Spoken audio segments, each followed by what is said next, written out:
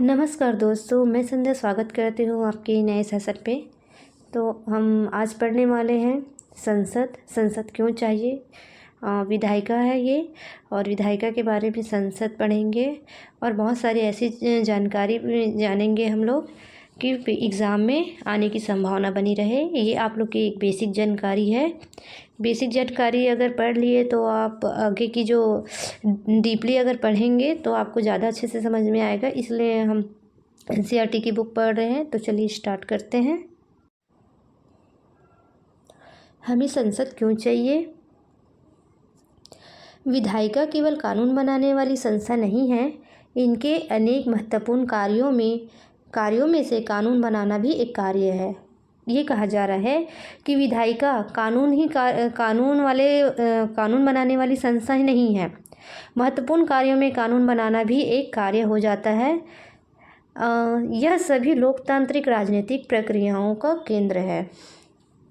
विधायिका का लोकतांत्रिक राजनीतिक प्रक्रियाओं में एक केंद्र है, मेन केंद्र है। और संसद में सभी बहुत से दृश्य देखने को मिलते हैं। संसद में बहसबाजी होती है, बहिर्गमन होता है, विरोध होता है, प्रदर्शन होता है, सर्वसम्मति होता है, सरोकार होता है और सहयोग भी होता है। इसके अत्यंत जीवंत रहते हैं। ये सभी बहुत से महत्वपूर्ण उद्देश्यों को पूरा करते हैं। दरअसल वास्तविक प्रतिनिधित्व वाली कुशल और प्रभावी विधायिका के बिना सच्चे लोकतंत्र की कल्पना नहीं की जा सकती। आप लोग ये अच्छे से समझ सकते हैं। विधायिका जनप्रतिनिधियों का जनता के प्रति उत्तरदायित्व सुनिश्चित करती है। यहाँ पे दिया गया है, विधायिका क्या करती है, जनप्रतिनिधियों का जनता के प्रति क्या करती है, उत्तरदायित्व सुनिश्चित करती है। यह वास्तव में प्रतिनिधित्व लोकतंत्र का आधार है। क्या है, लोकतंत्र का आधार है कौन, विधायिका। इसके बावजूद अधिकांश लोकतंत्रों में कार्यपालिका के मुकाबले विधायिका अपना महत्व खोती जा रही है। भारत में भी मंत्रिमंडल नीति निर्माण की पहल करता है। शासन एक एजेंडा तय करता है और उसे लागू करता है। इससे कुछ आलोचकों को यह कहने का मौका भी मिल जाता है कि संसद का ह्रास हो रहा है, लेकिन अत्यंत शक्तिशाली मंत्रिमंडल को भी विधायिका में बहुमत की आवश्यकता होती है। विधायिका में भी क्या होती है, बहुमत की आवश्यकता होती है। एक सशक्त नेता को भी संसद का सामना करना पड़ता है और संसद को अपने जवाब से संतुष्ट करना पड़ता है।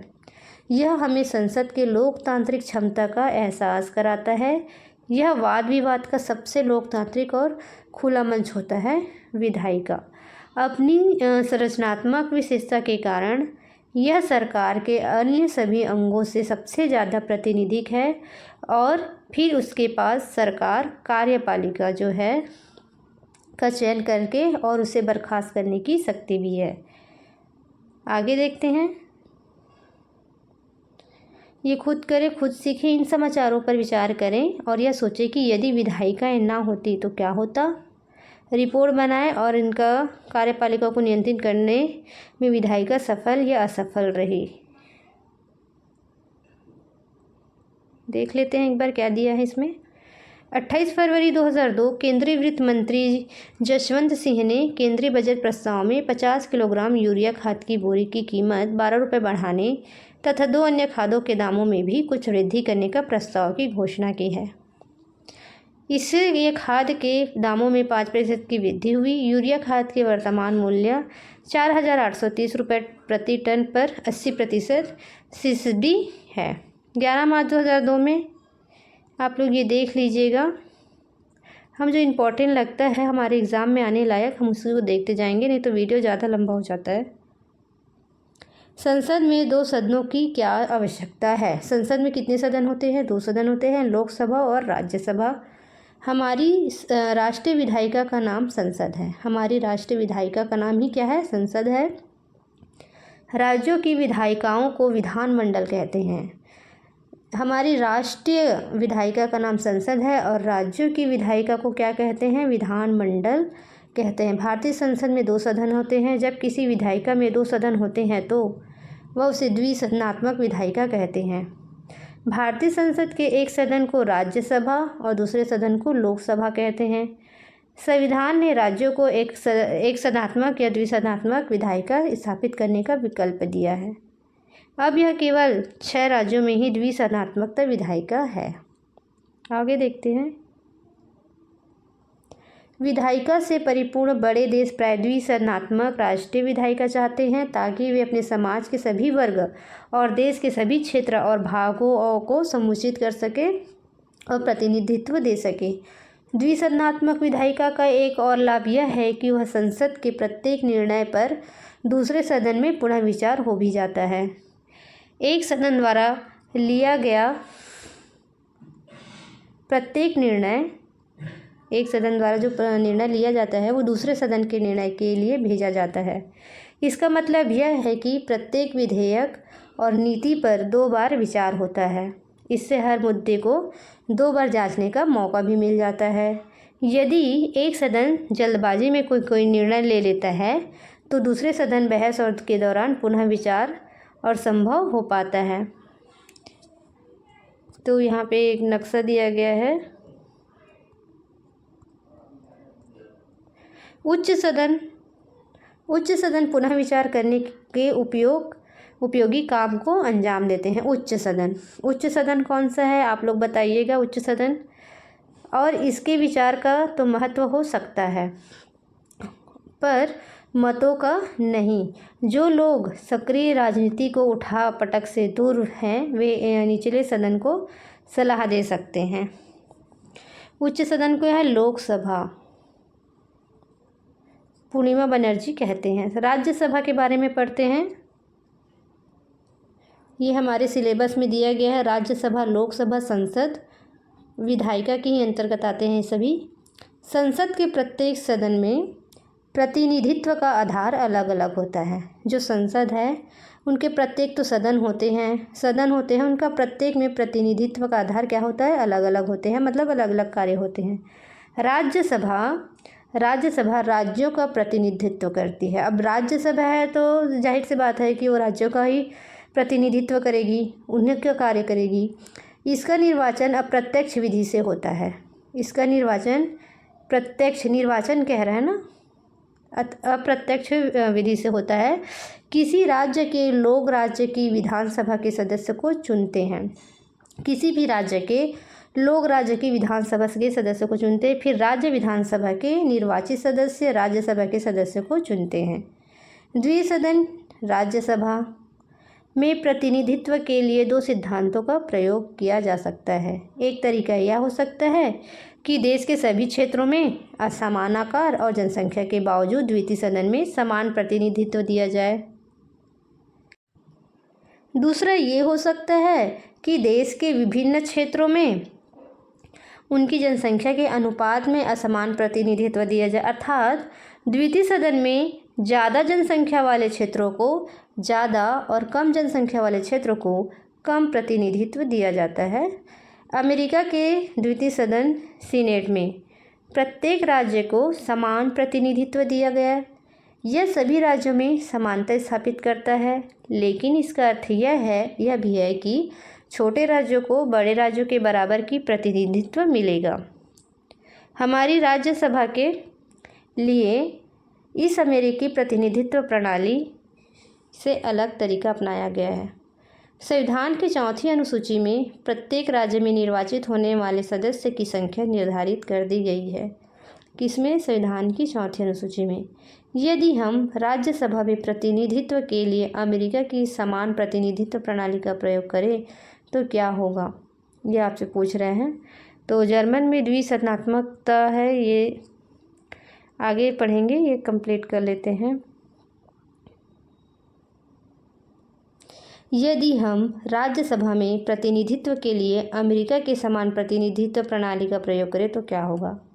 1998.12 लाख है ना, लगभग 19.98 करोड़ जनसंख्या वाले यूपी को 6.10 लाख जनसंख्या वाले सिक्किम के बराबर की प्रतिनिधित्व मिलेगा। अब इसमें आप ही देख लीजिए कौन सबसे ज़्यादा है।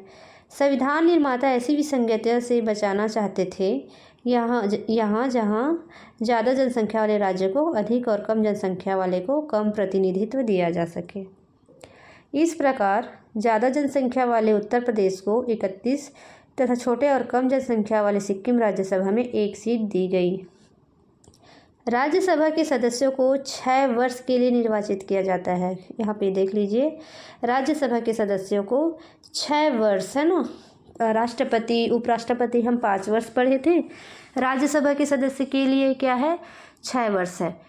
इन्हें दोबारा निर्वाचित किया जा सकता है, हम इनको दोबारा निर्वाचित भी कर सकते हैं। राज्यसभा के सभी सदस्य अपना कार्यकाल एक साथ पूरा नहीं करते। प्रत्येक 2 वर्ष पर राज्यसभा के 1/3 सदस्य अपना कार्यकाल पूरा करते हैं। कितना? 1/3 सदस्य। और इन 1/3 सीटों के लिए चुनाव भी होता है। इस तरह राज्यसभा कभी भी पूरी तरह भंग नहीं होती है, स्थायी सदन रहते हैं, अतः इसे संसद को स्थायी सदन के रूप में जाना जाता है। पढ़ लेते हैं, जर्मनी में द्विसदनात्मकता क्या है। जर्मनी में विधायिका द्विसदनात्मकता है। वहाँ की जो विधायिका है जर्मनी में द्विसदनात्मकता है। दोनों सदनों में बुंदेस्टैग फेडरल असेंबली और बुंदेसरैट फेडरल काउंसिल कहते हैं। असेंबली का चुनाव प्रत्यक्ष और समानुपाती प्रतिनिधित्व की एक मिलीजुली जटिल प्रक्रिया से 4 वर्ष के लिए होता है। जर्मनी के 16 संघीय राज्यों को फेडरल काउंसिल में प्रतिनिधित्व प्राप्त होता है।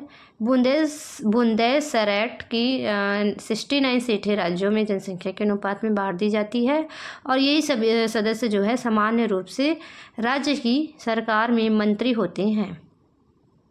उनका चुनाव नहीं होता, वरना राज्य सरकार द्वारा नियुक्त किए जाते। जर्मनी के कानून के अनुसार इन सभी सदस्यों को एक टीम की भांति अपने राज्य सरकार के निर्देशों के अनुसार वोट देना रहता है। कभी कभी राज्यों की संगठन सरकार होने पर सदस्य की सहमति नहीं बन पाती और वे मतदान में भाग नहीं ले पाते। बुंदेसरैट सभी कानूनी प्रस्तावों पर मतदान नहीं करती, लेकिन वे सभी नीतिगत मुद्दे जिन पर संघीय राज्यों को समवर्ती शक्तियाँ प्राप्त हो है और जिन विषयों में संघीय निर्देशों को लागू कराने की जिम्मेदारी राज्य सरकार पर होती है। इस मुद्दे पे वे बुंदेसरैट द्वारा पारित होने चाहिए। बुंदेसरैट ऐसे विधायकों को वीटो भी कर सकती है। ये जर्मनी के बारे में बताया गया था। आगे देखते हैं, मतलब जो संसद होती है, राज्यसभा होती है, वो स्थायी सदन होते हैं, उनको आसानी से भंग नहीं किया जा सकता है। इस अवस्था का लाभ यह है कि लोकसभा भंग होती है। आप सभी जानते होंगे, राज्यसभा भंग नहीं होती, लोकसभा भंग होते हैं और चुनाव होने बाकी होते हैं। इसमें चुनाव भी बाकी होते हैं, तब राज्यसभा की बैठक बुलाई जा सकती है और जरूरी मामलों में निपटाया जा सकता है। निर्वाचित सदस्य के अतिरिक्त राज्यसभा में 12 मनोनीत सदस्य होते हैं। राज्यसभा में याद रखिएगा 12 मनोनीत सदस्य होते हैं जिन्होंने साहित्य, विज्ञान, कला और समाज सेवा के क्षेत्र में विशेष उपलब्धि हासिल की होती है और उन्हें राष्ट्रपति द्वारा मनोनीत की जाती है। कि इसमें राज्यसभा के 12 मनोनीत सदस्य में। आगे देखते हैं लोकसभा के बारे में। लोकसभा और राज्य की विधानसभाओं के लिए जनता सीधे सदस्यों को चुनती है। इसमें सीधा जनता आती है। ये प्रत्यक्ष निर्वाचित कहते हैं और राज्यसभा को अप्रत्यक्ष कहते थे। लोकसभा चुनाव के लिए पूरे देश को, एक विधानसभा चुनाव के लिए किसी राज्य को लगभग समान जनसंख्या वाले निर्वाचित क्षेत्र में बांट दिया जाता है।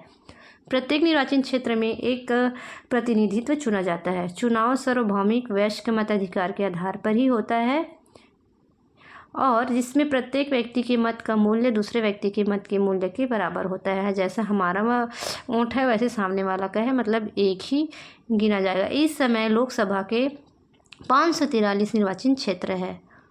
यह संख्या 1971 की जनगणना से चली आ रही है। लोकसभा के लिए सदस्यों को 5 वर्ष के लिए चुना जाता है। उसमें 6 वर्ष था, इसमें क्या है 5 वर्ष है। लेकिन कोई दल या दलों का संगठन सरकार ना बना सके और प्रधानमंत्री राष्ट्रपति को लोकसभा भंग कर नए चुनाव कराने की सलाह दे तो लोकसभा को 5 वर्ष के पहले भी भंग किया जा सकता है। किसके द्वारा? प्रधानमंत्री राष्ट्रपति को लोकसभा भंग करने के लिए सलाह देकर।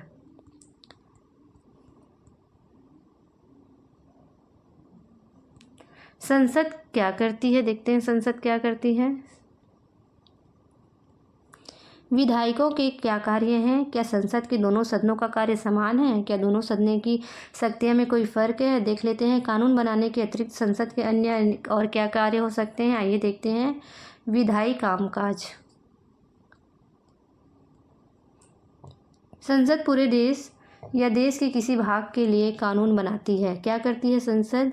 पूरे देश के लिए या किसी भाग के लिए क्या बनाती है? कानून बनाती है। कानून बनाने वाली सर्वोच्च संस्था होने के बावजूद संसद प्राय कानूनों को केवल स्वीकृति देने मात्र का काम नहीं करती, विधेयकों को तैयार करने और उसका वास्तविक काम को किसी मंत्री के निर्देशन में नौकरशाही भी करती है। हमने पिछले वीडियो में पढ़ा है कि नौकरशाही किसे कहते हैं, आप वीडियो जाकर देख सकते हैं। विधेयक का उद्देश्य और संसद में उसे प्रस्तुत करने का समय मंत्रिमंडल तय करता है। कोई भी महत्वपूर्ण विधेयक जैसे बिना मंत्रिमंडल की स्वीकृति के संसद में पेश नहीं किया जा सकता। संसद के अन्य निजी सदस्य भी कोई विधेयक प्रस्तुत कर सकते हैं, पर बिना सरकार के समर्थन में उस विधेयक का पास होना संभव नहीं होता है। आगे देखते हैं। कार्यपालिका पर नियंत्रण तथा उसका उत्तरदायित्व सुनिश्चित करना। दोस्तों, मैं इसको इतना आसान वर्ड में दिया गया है, तो ये मैं पढ़ते जाऊंगी तो भी आपको समझ में आ जाएगा। तो हम लोग जल्दी जल्दी ये अध्याय चैप्टर पूरा करते हैं, संविधान। उसके बाद हम नेक्स्ट चैप्टर जो सिलेबस में है वो देखेंगे। तो कार्यपालिका पर नियंत्रण तथा उसका उत्तरदायित्व सुनिश्चित करना। संसद का सबसे महत्वपूर्ण काम क्या है? कार्यपालिका को उसके अधिकार क्षेत्र में सीमित रखना और जनता के प्रति उसका उत्तरदायित्व सुनिश्चित करना है। ठीक है, इस अध्याय में आगे हम यह विस्तार में अध्ययन से करेंगे। आगे और दिया है, वित्तीय कार्य सरकार को बहुत से काम करने पड़ते हैं। इन कामों पर धन खर्च होता है। धन कहाँ से आता है? प्रत्येक सरकार कर वसूली के द्वारा अपने संसाधनों को बढ़ाती है, लेकिन लोकतंत्र में संसद कराधान तथा सरकार द्वारा धन के प्रयोग पर नियंत्रण रखती है। यदि भारत सरकार कोई नया कर प्रस्ताव लाए तो उसे संसद स्वीकृति लेनी पड़ती है। संसद की वित्तीय शक्तियाँ उसे सरकार के कार्य के लिए धन उपलब्ध कराने का अधिकार देती है। सरकार को अपने द्वारा खर्च किए गए धन का हिसाब और प्रस्तावित आय का वितरण संसद को देना पड़ता है। कितना खर्च हुआ है, कितने किस में धन लग गया है, वो सब हिसाब किसको देते हैं? संसद को देते हैं। संसद यह सुनिश्चित करती है कि सरकार ना तो गलत खर्च करे और ना ही ज़्यादा खर्च करे। संसद यह सब बजट और वार्षिक वित्तीय व्यक्त के माध्यम से करती है। मतलब संसद के पास वित्तीय माध्यम रहता है कि सरकार ने कितना खर्च किया, कितना नहीं। ये कार्टून जो है ये संसद है और ये पूरे मंत्री लोग हैं। ये सब अपना फाइल लेके आए हैं अपनी बजट बताने के लिए। संसद एक हाकिम है और मंत्रीगण बड़े दिनहीन लग रहे हैं। विभिन्न मंत्रालयों में धन आवंटित करने की संसद की शक्ति का यह परिणाम। अब प्रतिनिधित्व क्या कहते हैं? संसद देश के विभिन्न क्षेत्र, सामाजिक, आर्थिक, धार्मिक समूह को अलग अलग विचारों पे प्रतिनिधित्व करती है। संसद बहस के मंच, जैसे हम संसद में जाते हैं तो एक दूसरे अपने बात रखने के लिए बहस होते हैं। तो संसद देश में वाद विवाद सर्वोच्च मंच है। विचार विमर्श करने की उसकी शक्ति पर कोई अंकुश नहीं है। वो अपना मन की बात, अपने आगे की बात वो कर सकते हैं। सदस्य को किसी भी विषय पर निर्भीकता को बोलने की स्वतंत्रता है। किसी भी विषय पर बोल सकते हैं वो। इससे संसद राष्ट्र के सच्चा मानने वाले या किसी हर मुद्दे का विश्लेषण भी कर पाती है। विचार विमर्श हमारी लोकतांत्रिक निर्णय प्रक्रिया की आत्मा है। क्या है? विचार विमर्श हमारी लोकतांत्रिक निर्णय प्रक्रिया की आत्मा है। संवैधानिक कार्य क्या है, देख लेते हैं। संवैधानिक कार्य, संसद के पास संविधान में संशोधन करने की शक्ति है। ये आप सभी जानते होंगे। संसद के दोनों सदनों की संवैधानिक शक्तियाँ एक समान है। प्रत्येक संविधान संशोधन का संसद के दोनों सदनों के द्वारा एक विशेष बहुमत से पारित होना जरूरी है। मतलब लोकसभा और राज्यसभा दोनों की शक्तियाँ क्या है? समान है। निर्वाचित संबंध कार्य, संसद चुनाव संबंधी कुछ भी कार्य करती है। यह भारत के राष्ट्रपति उपराष्ट्रपति का चुनाव करती है। कौन करता है? संसद। न्यायिक कार्य भारत के राष्ट्रपति, उपराष्ट्रपति और उच्च न्यायालय और सर्वोच्च न्यायालय के न्यायाधीश को हटाए जाने के प्रस्ताव पर विचार करने का कार्य संसद के न्यायिक कार्य के अंतर्गत भी आता है। राज्यसभा की शक्तियां देख लेते हैं, बहुत इंपॉर्टेंट है। ऊपर हमने संसद द्वारा दिए जाने वाले कार्य का अध्ययन किया है, लेकिन द्विसदनात्मक विधायिका में दोनों सदनों की शक्ति में कुछ अंतर भी हो सकती है। लोकसभा राज्यसभा की शक्ति में कुछ अंतर भी होंगे। नीचे के दोनों चार्टों को ध्यान से देखिए। एक में लोकसभा और राज्यसभा की शक्ति की सूची दी गई है। हम ये जो चार्ट है उसको पढ़ लेते हैं। हो सके तो आप नोट्स भी बनाइए, क्योंकि एनसीईआरटी की बुक से जो नोट्स बनाते हैं उनमें इजी टॉपिक इजी रहता है, जो हमारे दिमाग में तुरंत बैठ जाता है। ये बेसिक जानकारी है। संघ सूची और समवर्ती सूची एक विषय है, मतलब संघ सूची के अंतर्गत क्या आता है और समवर्ती सूची के अंतर्गत क्या आता है। संघ सूची और समवर्ती सूची के विषयों पर कानून बनाती है कौन? लोकसभा। धन विधेयक और सामान्य विधेयक को प्रस्तुत और पारित भी करती है कौन? लोकसभा। ये आप याद रखेंगे। कर प्रस्ताव, बजट और वार्षिक वित्तीय व्यय को स्वीकृत करती है। कर को, बजट को, वार्षिक वित्त कितना खर्च क्या है, इसको क्या करती है? स्वीकृति करती है। और ये सब में राज्यसभा क्या करती है? सामान्य विधेयकों पर विचार कर उन्हें पारित करती है। सामान्य विधेयकों पर, यहाँ पे संघ सूची समवर्ती सूची है, तो यहाँ पे सामान्य विधियों पर विचार कर उन्हें पारित करती है। और धन विधेयक में संशोधन का प्रस्तावित करती है। संशोधन संवैधानिक संशोधनों को प्रभावित करती है, पारित करती है। इसमें संशोधन का ज़्यादा है। अगर आप ट्रिक्स याद करना चाहें तो संशोधन याद रख सकते हैं। प्रश्न पूछकर, पूरक प्रश्न पूछकर, प्रस्ताव लाकर और अविश्वास प्रस्ताव के माध्यम से कार्यपालिका को नियंत्रण करती है कौन? लोकसभा। किसको नियंत्रण करती है? कार्यपालिका को। प्रश्न पूछकर, संकल्प और प्रस्ताव प्रस्तुत करके कार्यपालिका पर नियंत्रण करती है। सेम कार्य है दोनों का इसमें। आगे देखते हैं।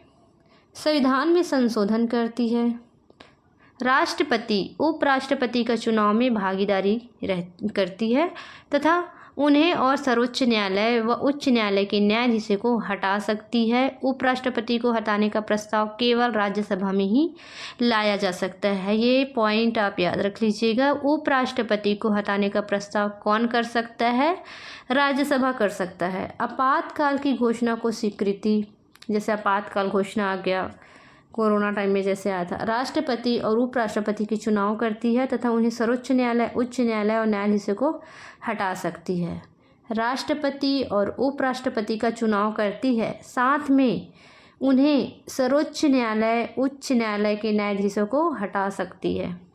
सीमांत और आयोग का गठन करती है और उनके प्रतिवेदनों पर विचार करती है। सीमांत और आयोगों का संगठन करती है। यह संसद की राज्य सूची के विषय पर कानून बनाने का अधिकार दे सकती है मतलब। आगे देखते हैं राज्यसभा की विशेष शक्तियाँ। आप जानते हैं कि राज्यसभा राज्यों की प्रतिनिधित्व करने वाली एक संस्था है। इसका उद्देश्य राज्य के हित मतलब शक्तियों का संरक्षण करना। इसलिए राज्य के हितों को प्रभावित करने वाले प्रत्येक मुद्दा इसकी सहमति और स्वीकृति के लिए भेजा जाता है। उदाहरण के लिए देख सकते हैं, यदि केंद्र सरकार राज्य सूची के किसी विषय जिस पर केवल राज्य की विधानसभा कानून बना सकती है, उसको राष्ट्रहित में संघीय सूची, समवर्ती सूची में हस्तांतरित करना चाहे, तो उसमें राज्यसभा की स्वीकृति आवश्यक है। इस प्रावधान से राज्यसभा की शक्ति बढ़ती है, लेकिन अनुभव के आधार पर तो यह लगता है कि राज्यसभा के सदस्य अपने राज्य से अधिक अपने अपने दलों का प्रतिनिधित्व करते हैं। देखते हैं दोस्तों, लोकसभा की विशेष शक्तियाँ क्या हैं। कुछ ऐसी शक्तियाँ हैं जिनका प्रयोग केवल लोकसभा ही कर सकती है। केवल लोकसभा में ही धन विधेयक प्रस्तुत किए जा सकते हैं। ये पॉइंट याद रख लीजिएगा, क्योंकि इसे राज्यसभा नहीं कर सकती, लोकसभा करेंगे धन विधेयक प्रस्तुत करने का काम, और वहीं उसे संशोधित या अस्वीकृत कर भी सकती है। मंत्रिमंडल केवल लोकसभा के प्रति उत्तरदायी होते हैं। राज्यसभा के प्रति नहीं होते। मंत्रिमंडल क्या होते हैं, केवल लोकसभा के प्रति उत्तरदायी है, लेकिन राज्यसभा के लिए उत्तरदायी नहीं होते हैं। अतः राज्यसभा सरकार की आलोचना तो कर सकती है पर उसे हटा नहीं सकती। राज्यसभा क्या कर सकती है, सरकार की आलोचना कर सकती है पर हटा नहीं सकती। क्या आप बता सकते हैं कि ऐसा क्यों? चलिए देखते हैं।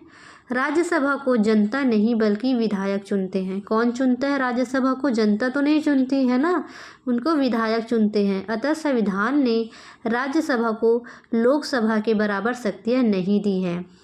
संविधान द्वारा अपनाई गई लोकतांत्रिक व्यवस्था में जनता के पास अंतिम शक्ति होती है, जो लोकसभा का निर्माण करती है। इस तर्क के अनुसार जनता के द्वारा प्रत्यक्ष विधि से निर्वाचित प्रतिनिधियों के पास ही सरकार को हटाने और वित्त पर नियंत्रण, वित्त मतलब पैसा नियंत्रण रखने की शक्ति होनी चाहिए। इसके अतिरिक्त सामान्य संवैधानिक विधियों को भी पारित करने का, राष्ट्रपति पर महाभियोग लगाने का तथा उपराष्ट्रपति को हटाने आदि के संबंध में लोकसभा और राज्यसभा की शक्तियाँ समान हैं और कुछ कुछ चीज़ों में समान नहीं हैं। संसद कानून कैसे बनाती है? संसद का प्रमुख कार्य अपनी जनता के लिए कानून बनाना है। कानून बनाने के लिए एक निश्चित प्रक्रिया अपनाई जाती है। क्या प्रक्रिया है? कानून बनाने की विधियों में कुछ का उल्लेख संविधान में किया गया है, लेकिन कानून बनाने की कुछ विधियां कालक्रम में लगातार पालन किए जाने के कारण स्वीकार ली गई है। कानून बनाने की प्रक्रिया में किसी विधेयक को कई अवस्थाओं से गुजरना पड़ता है। इन अवस्थाओं पर गौर करें, जैसे आपको साफ साफ पता लगेगा कि कानून बनाने की प्रक्रिया तकनीकों और कठिन है। प्रस्तावित कानून के प्रारूप को विधेयक कहते हैं।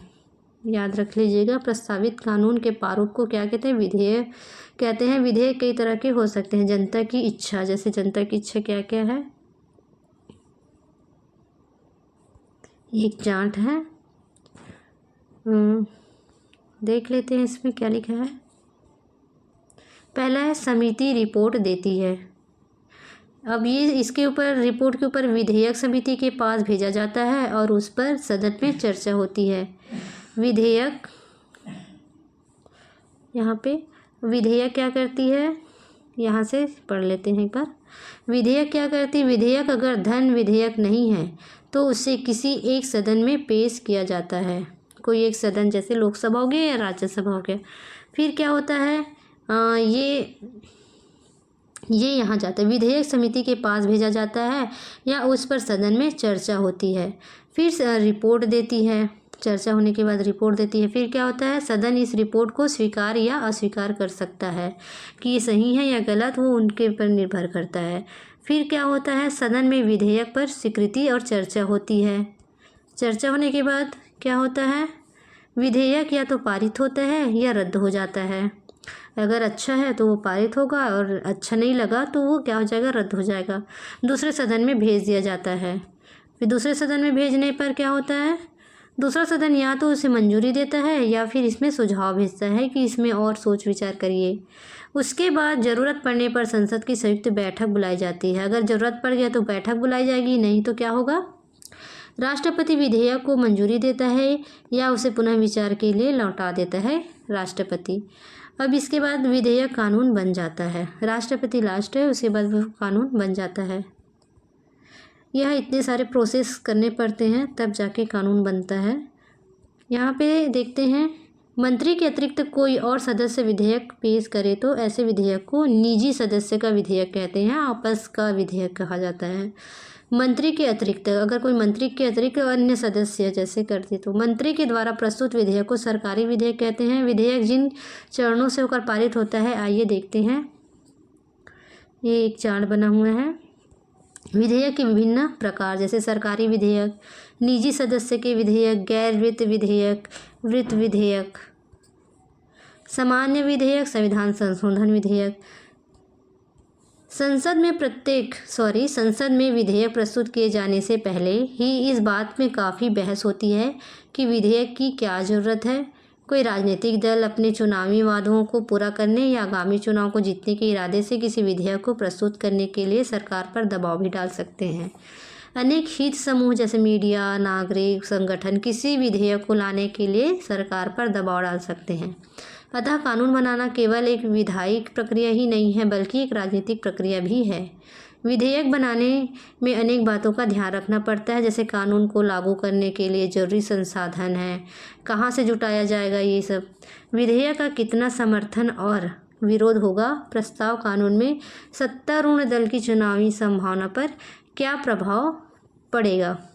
खास तौर पर आज संगठन सरकारों का युग में सरकार द्वारा प्रस्तावित विधेयक को संगठन के सभी घटक और दल पे समर्थन प्राप्त होना चाहिए।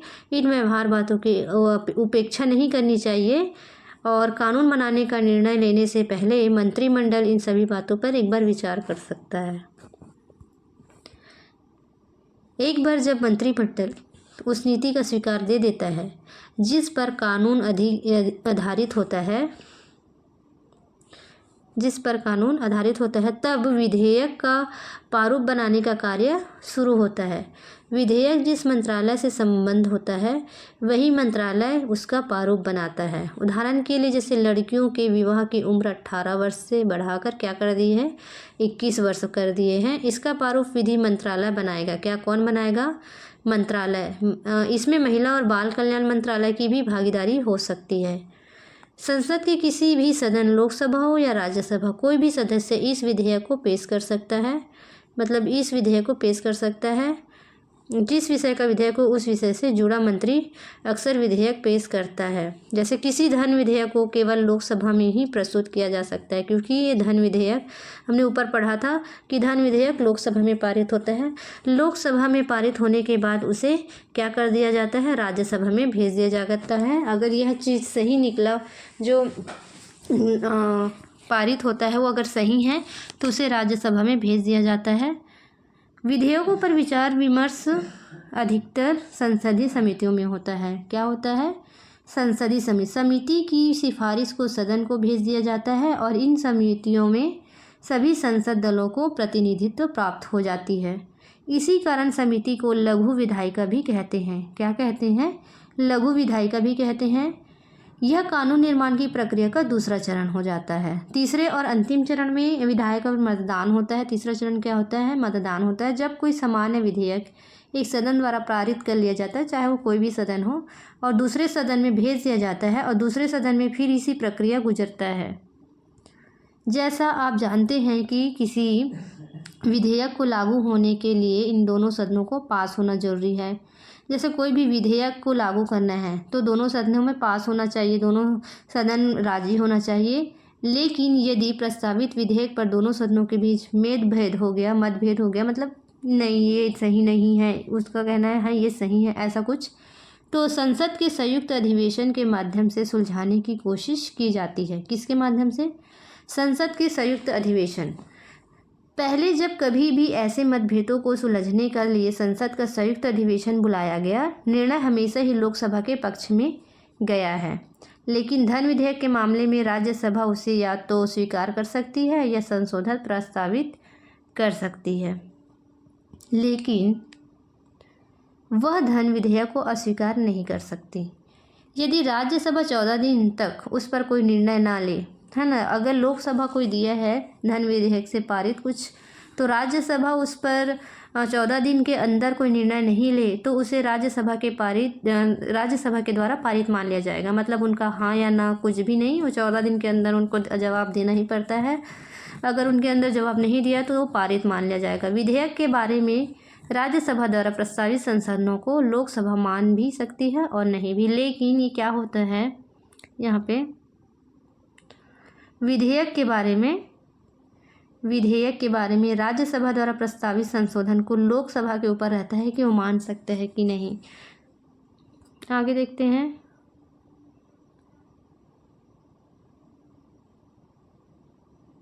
यहाँ पे एक अनुच्छेद दिया गया है, अनुच्छेद 109, धन विधेयक के संबंध में विशेष प्रक्रिया। धन विधेयक राज्यसभा में पेश नहीं किया जाएगा। ये किस में दिया है? अनुच्छेद 109 में। जब कोई विधेयक संसद के दोनों सदनों द्वारा पारित किया जाता है तब उसे राष्ट्रपति की स्वीकृति के लिए भेज दिया जाता है। राष्ट्रपति की स्वीकृति के बाद विधेयक कानून बन सकती है।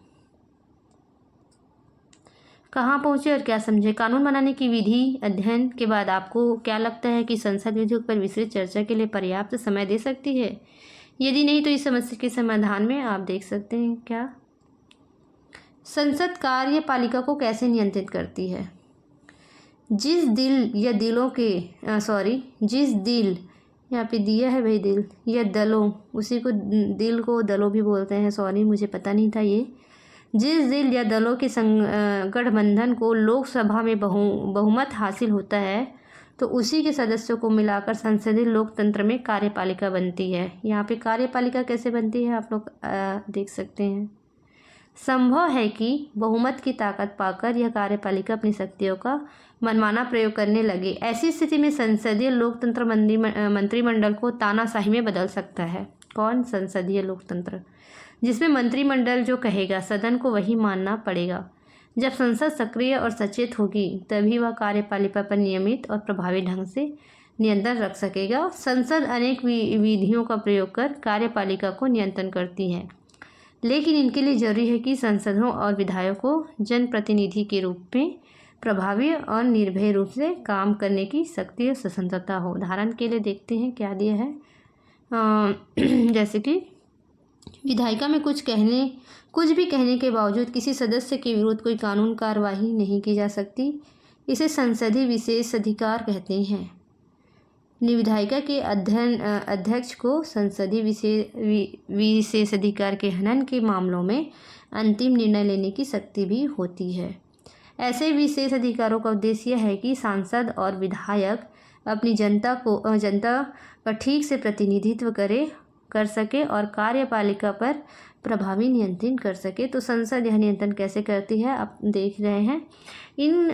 वह किन संसाधनों का प्रयोग करती है, यह कार्यपालिका की जल्दबाजी में संसदीय नियंत्रण सफल है कि नहीं, यह उस पर लागू होता है। संसदीय नियंत्रण के साधन क्या क्या है देखते हैं। संसदीय लोकतंत्र में विधायिका अनेक स्तरों पर कार्यपालिका की जवाबदेही को सुनिश्चित करने का काम करती है। यह काम नीति निर्माण, कानून और नीति के लागू करने वाले कानून या नीति लागू होने के बाद वाली अवस्था यानी किसी भी स्तर पर किया जा सकता है। विधायिका का यह काम कई तरीकों से हो सकती है, जैसे बहस और चर्चा, कानून की स्वीकृति या अस्वीकृति, वित्तीय नियंत्रण, अविश्वास प्रस्ताव। बहस और विवाद क्या है देखते हैं। कानून निर्माण करने के लिए है ना, कानून जब निर्माण होता है तो विधायिका के सदस्यों को कार्यपालिका द्वारा बनाई गई नीतियों और क्रियान्वयन के तरीकों से बहस करने का अवसर मिलता है। विधायकों पर परिचर्चा के अतिरिक्त सदन में सामान्य वाद विवाद के दौरान भी विधायिका को कार्यपालिका पर नियंत्रण करने का अवसर मिल जाता है। कुछ ऐसे अवसर जैसे प्रश्नकाल। संसद के अधिवेशन के समय प्रतिदिन प्रश्नकाल आता है, जिसमें मंत्रियों के सदस्यों को तीखे प्रश्नों का जवाब देना पड़ता है। जैसे शून्यकाल किसे कहते हैं। इनमें सदस्य किसी भी महत्वपूर्ण मुद्दे को उठा सकते हैं पर मंत्री उसको उत्तर देने के लिए बाध्य नहीं है। ये शून्यकाल में आता है। आधे घंटे की चर्चा या स्थगन प्रस्ताव क्या है। प्रश्नकाल सरकार की कार्यपालिका और प्रशासकीय एजेंसियों पर निगरानी रखने का सबसे बड़ा प्रभावी तरीका है। प्रश्नकाल संसद के सदस्यों ने प्रश्नकाल में गहरी रुचि दिखाई है और इस समय संसद में सबसे ज़्यादा उपस्थित रहती है। ये कह रही हैं मंत्री होना बहुत ही कठिन काम है। ये तो है ही, इसमें रोज़ इम्तिहान जैसे कार्य करने पड़ते हैं, जवाब देने पड़ते हैं। ज़्यादातर प्रश्न क्या होता है, लोक अभिहित के विषयों जैसे मूल्य हो गया, वृद्धि हो गया, अनाज की उपलब्धि हो गया, समाज के कमज़ोर वर्ग के विरुद्ध अत्याचार हो गया, दंगे, कालाबाजारी हो गया, सरकार की सूचनाएं मांगने के लिए होते हैं। इसमें सदस्यों को सरकार की आलोचना करने और उसके अपने निर्वाचन क्षेत्र की समस्या को उठाने का अवसर भी मिलता है। प्रश्नकाल के दौरान वाद विवाद इतने तीखे हो जाते हैं कि अनेक सदस्य द्वारा अपनी बात रखने के लिए ऊंची आवाज़ में बोलना पड़ता है, तभी जाके अध्यक्ष सुन सकते हैं। अध्यक्ष के आसन के पास चले जाना तथा सदन से बहिर्गमन करने जैसी घटनाएं देखी जा सकती है। आप लोग ने टीवी चैनल पे या फिर समाचार में संसद में बहस होते देखा होगा, तो अच्छे से समझ सकते हैं बहसबाजी कैसे होती है। तो आइए देखते हैं। इसमें सदन का बहुत समय बर्बाद हो जाता है। होता है। लेकिन इसी के साथ ही हमें यह नहीं भूलना चाहिए कि सभी कदम सरकार के रियासत प्राप्त करने की राजनीतिक तरीके और कार्यपालिका का उत्तरदायित्व सुनिश्चित भी होता है। कानून की स्वीकृति या अस्वीकृति, कानून स्वीकृति करती नहीं करती ये देखते हैं। कानून को मंजूरी देने या नामंजूर करने का अधिकार भी संसद के पास होता है। इसके अधिकार के द्वारा भी संसद कार्यपालिका का नियंत्रण करती है। कौन? संसद। कोई भी विधेयक संसद की स्वीकृति के बाद भी कानून बन पाता है। मेरे प्यारे दोस्तों, हम इसमें एमसीक्यू भी करेंगे, लेकिन मैं चाहती हूँ कि जितनी भी थ्योरी है हम उसको पढ़ लें, उसके बाद एमसीक्यू करने से फ़ायदा रहेगा। जिस सरकार को विधायिका में मन माफी बहुमत होता है उसके लिए संसदीय स्वीकृति प्राप्त करना कठिन नहीं, लेकिन यह मानकर चला जा सकता है कि यह स्वीकृति मिल जाएगी। इस समिति के लिए शासन दल या संगठन के विभिन्न सदस्य अथवा सरकार के और विपक्ष के बीच गंभीर मोल तोल और समझौते होते रहते हैं। यदि सरकार के पास लोकसभा में तो बहुमत तो हो पर राज्यसभा में ना हो तो जैसे कि ब्रैकेट में दिया है, जैसे कि 1977 में जनता पार्टी और 2000 में राजग सरकारों के दौरान हुआ था। तब संसद के दोनों सदनों की स्वीकृति प्राप्त करने के लिए सरकार को काफ़ी रियासतें देनी पड़ी थी। अनेक विधायक मसलन लोकपाल विधेयक, आतंकवाद निरोधक विधेयक 2000 को है ना राज्यसभा में अस्वीकृत कर दिया गया था उस टाइम।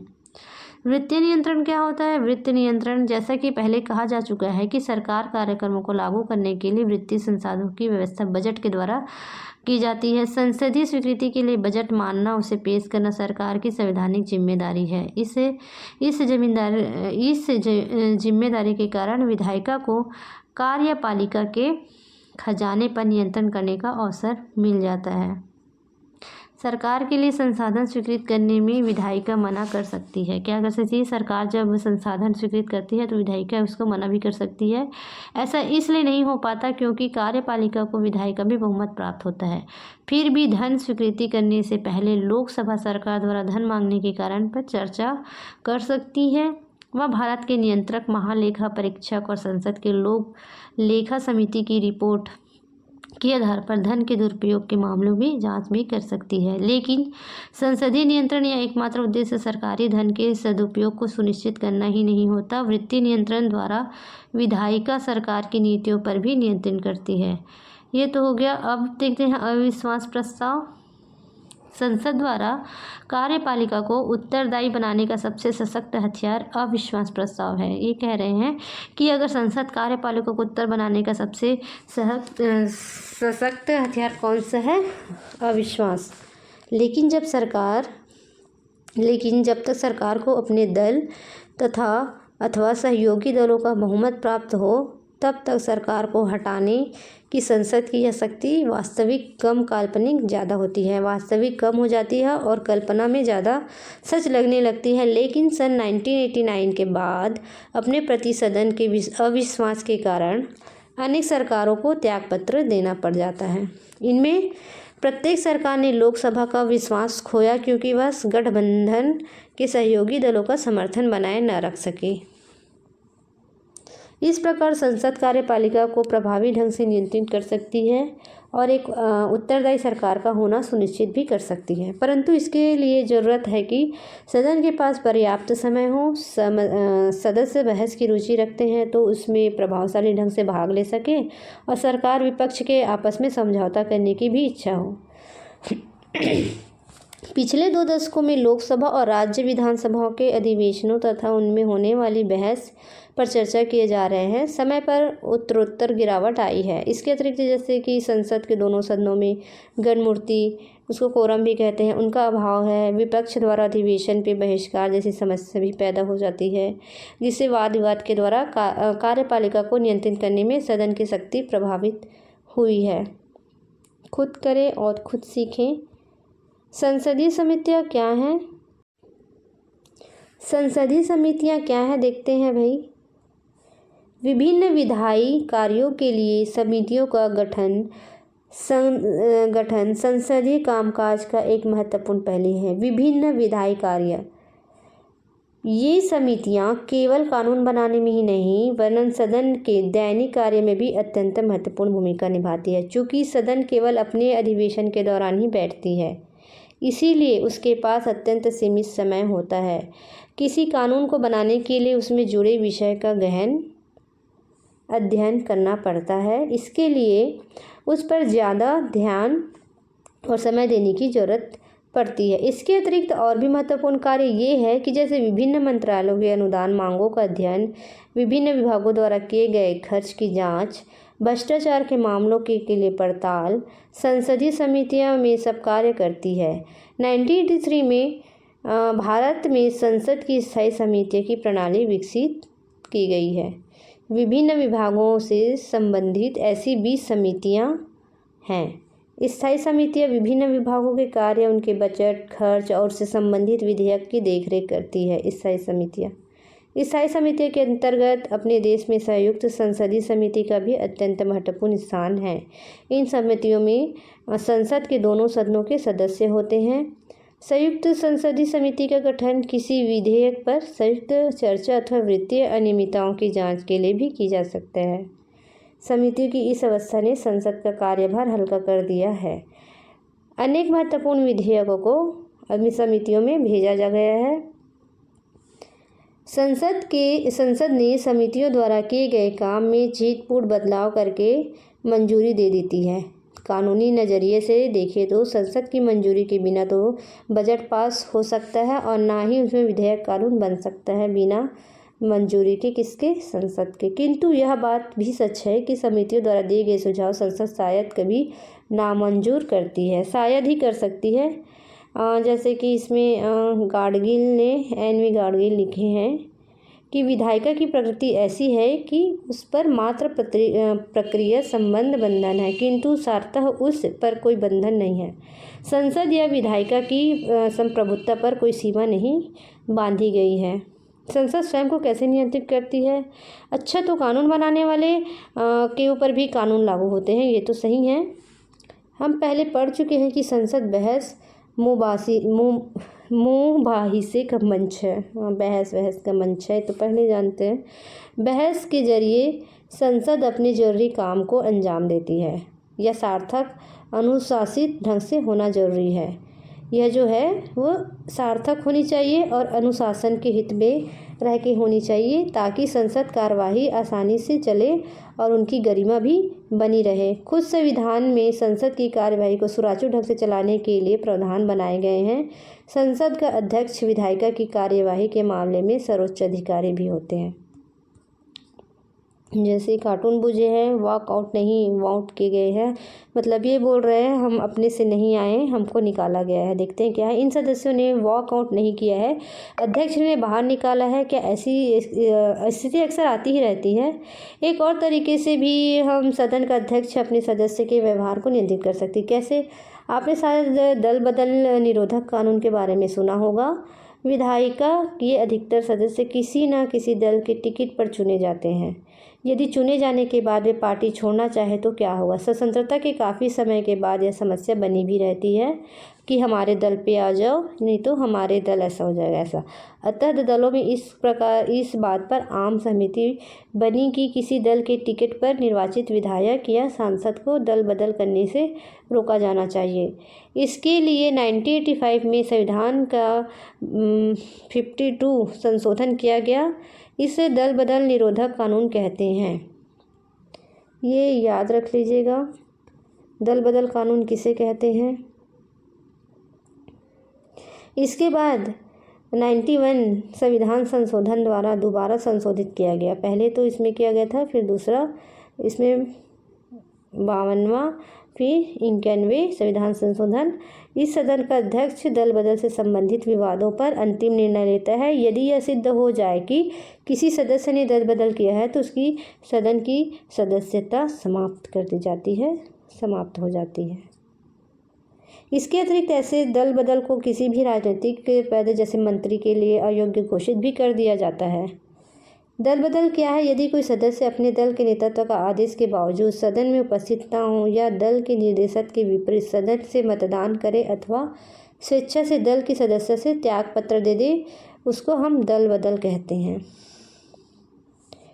विगत 20 वर्षों का अनुभव बताता है कि दल बदल निरोधक कानून दल बदल को रोकने में सफल नहीं हुआ, लेकिन इससे किसी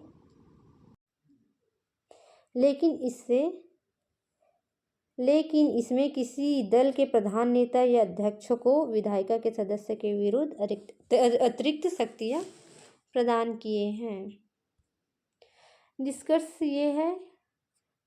वही है जो हमने ऊपर पढ़ा है। क्या है संसद की क्या शक्ति है, दोनों सदनों को कौन कौन सी शक्ति मिला है, और प्रतिनिधित्व लोकतंत्र इच्छाओं की प्रतिनिधित्व, विधायिका की शक्तिशाली उत्तरदायी संस्था या संसद की लोकतांत्रिक शक्ति का आधार। ये प्रश्नावली है। हमारा चैप्टर यहीं पे समाप्त होता है। तब तक बने रहिएगा नेक्स्ट वीडियो के लिए। धन्यवाद।